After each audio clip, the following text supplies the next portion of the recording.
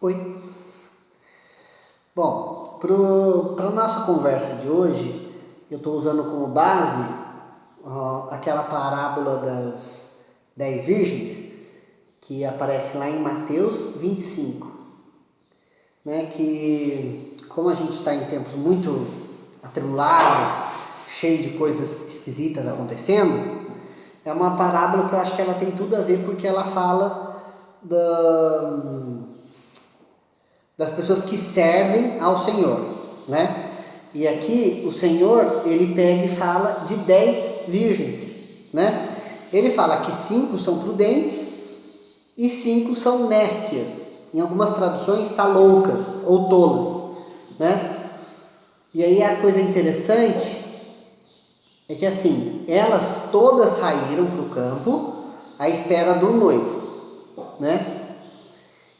E na palavra do Senhor diz que o noivo demorou, né?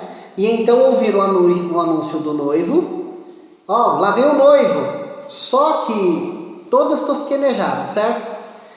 E as loucas, elas pediram o azeite que iluminava a candeia das prudentes. As prudentes levaram azeite a mais, né? E nessa grande hora é aquela hora que as sábias respondem para elas: a gente não pode te dar azeite, porque para que não falte o suficiente para vós e para nós. Ao invés disso, ide aos que vendem e comprai para vós o azeite. Então, quando a gente olha para a congregação, ou para as pessoas que têm fé, ou para as pessoas que estão buscando o Senhor, a gente pensa, quem é que são aqueles que vendem azeite? Padeiro. Né? Açougueiro. Então, porque, por exemplo, todo mundo que está numa congregação, todo mundo que é servo, ou os irmãos no Senhor, eles estão buscando, né? Então, não existe nenhum privilégio de um irmão para o outro. A gente sabe que o irmão que está tomando a frente, ele é o responsável pelo rebanho até que venha o verdadeiro pastor, né?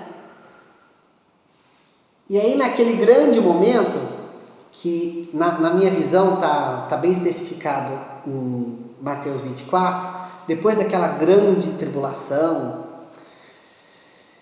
que o sol escurece, que o céu se enrola como um livro, que a lua vira sangue, parece, né, depois dessa tribulação, que vai ser aquele momento que as pessoas que buscam o Senhor, que buscam o nosso Criador, o nosso Pai, elas vão ter esse momento assustador. Só que assim, engraçado que todas tosquenejaram, né? Todas tosquenejaram. Todas dormiram, adormeceram, né?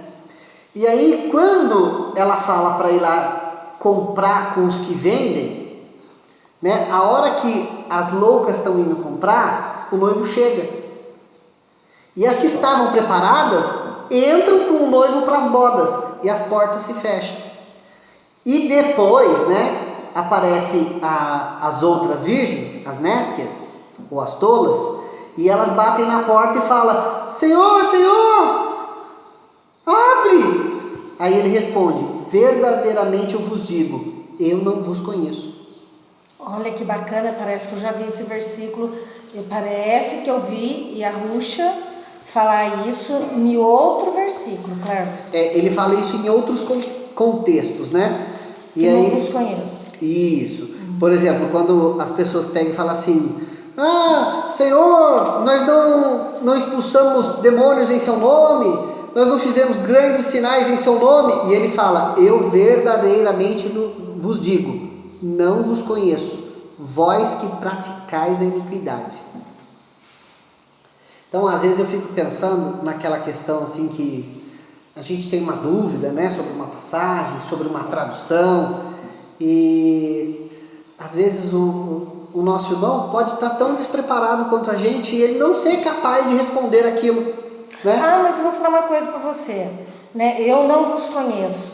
Diga para mim assim, se alguém na rua chegasse assim e gritasse o seu nome: Antônio, Antônio, Antônio, olha aqui o seu amigo.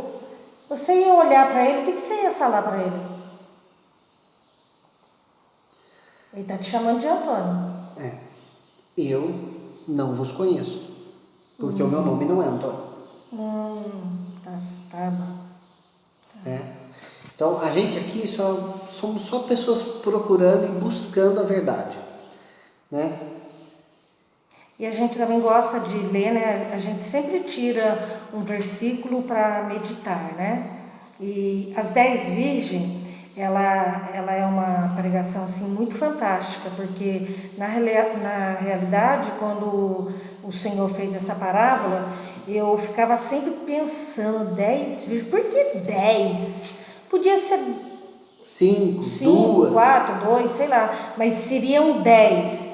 É que na realidade esse era o costume na época, quando tinha uma noiva,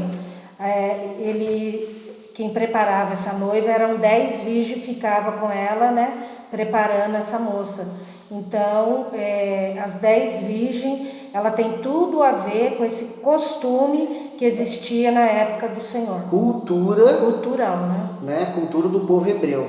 E aí tem uma outra parte muito bacana, que é o seguinte, também parte da cultura deles, que em uma casa, quando tinha uma virgem que ia casar, ela diz que ela dormia de roupa, ela dormia pronta.